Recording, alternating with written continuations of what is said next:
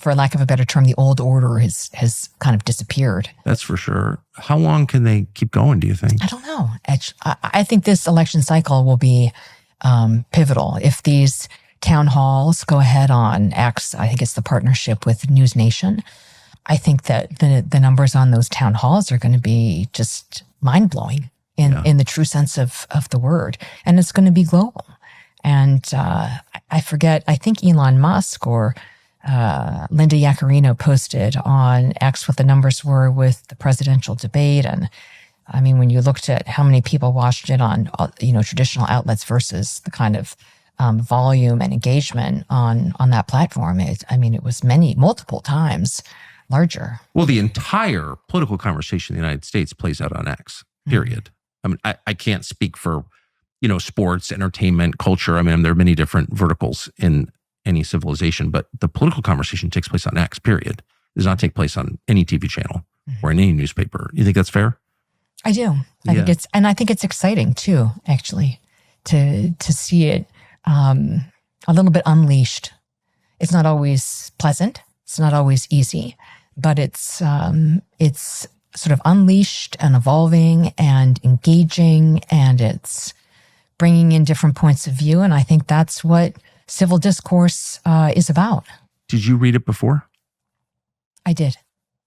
But I when I worked at Fox, I was not on what was Twitter at that time. And then when I went to CBS, I joined because I thought it would be a good way for people to find me. What role do you think X is playing in the media landscape right now? Oof! Wow, you're asking me. That's a big question. Yeah, I don't know that I know the answer. By the way, I from my own experience, when I had an investigation that I thought was a sensitive topic, I felt very confident that I could put it on X and there could be a really engaging, candid, authentic discussion about it. And I thought that was important because it seemed to be an undercovered issue. This is the soldier story. Yeah. And I was really grateful for that. And I would commend Elon Musk in that way. I kind of understood it.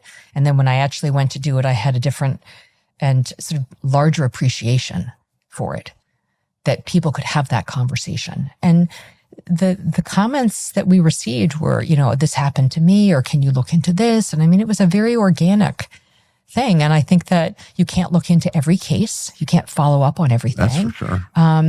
But I think there's something very positive about people sharing their experiences and not feeling so isolated on a subject that's so sensitive. And I think that's really commendable.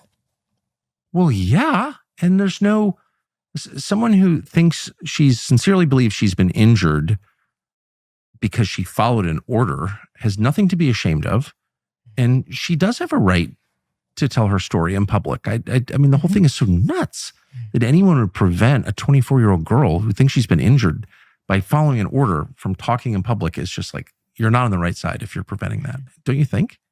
I think it was the right thing to do. I first heard about her story last October, and it's always been in the back of my mind as a story that should be done. And so when I decided to launch the first investigation, it just seemed like a natural to me. So when thinking back when I got into this business, when I left college in 1991, you've been in it for, I think, a couple years, maybe before. No, not long, but. Yeah, no, 87. 87. So in 1987, you worked for ABC News in London. In the starter job of all starter jobs. That's crazy. Yeah, it's hard to convey now to younger people the prestige that attached to that job. And you had, all the credentials necessary to get that. And you went to Harvard and Columbia. Well, the joke with my father was, did you really go to Harvard to make coffee and fax documents and photocopy? I said, absolutely. Yeah, 100%. And I do the best job photocopying and faxing of anyone I know. But it's about pride in your work. Of course. But it was such a different world. Like, that was a really rich company then. I mean, they had like catering and, executives flew first class. You can go wherever you wanted. And I mean, do you ever look back on that and think, boy, that was just such a different time? I was in touch recently with, there was sort of a little core group of us that were starting out at that time between the news desk and what they called the production control room. And there were maybe 12 of us, so between maybe 22, 23, and 27. And we look back on that period as kind of like a golden window in television news. The quality of the correspondents, many had come out of Vietnam or had come out of Washington and then got a foreign assignment. The crews were incredibly experienced. Yeah. If you had a cameraman take your stand up, he probably had been in Beirut during the barracks bombing. Oh, for sure. And the editors were so experienced. I mean, you learned so much from all of them. Right? I grew up around that stuff. Yeah, those guys were impressive. I mean, this was an incredible opportunity for me and very formative. Yeah. And now, I remember filling out my tax return in 1991, my first job. I worked at a gas station on a factory, but I never had a real job. And I remember, occupation, journalist. I was like, I'm a journalist. Now it's like, exciting. I mean, I don't even know what I would put on there. I don't know, armed robber would be less embarrassing. But it was, it seemed like a pretty honorable profession. I guess that's what I'm saying. I hear what you're saying. And you're going to accuse me of being so sort of deferential, but I have always tried to stay focused on my own work.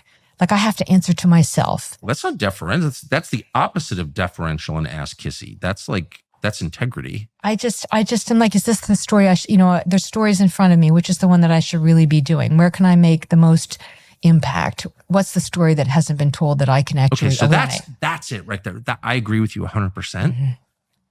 It's like, it's not that hard to tell the truth. I don't think. It's pretty easy. Actually, it's easier than lying. What's hard is figuring out what you should be focused on. And I think you're really good at that. What are the stories that should be told that aren't being covered? Our next project is going to look at the issue of immigration and the borders. And I don't want to give it all away, but we've got a lot of good data about how Homeland Security is in violation of federal law and regulations on a daily basis, and creating, I think, a significant security risk for many American citizens. And I think that really deserves a deep dive. Yeah.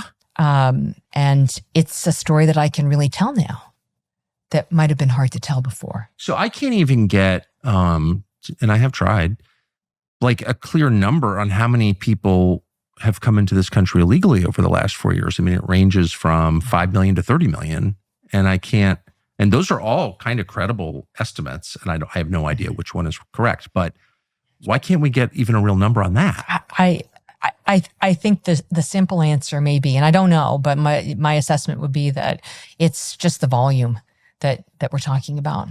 I think it's the volume.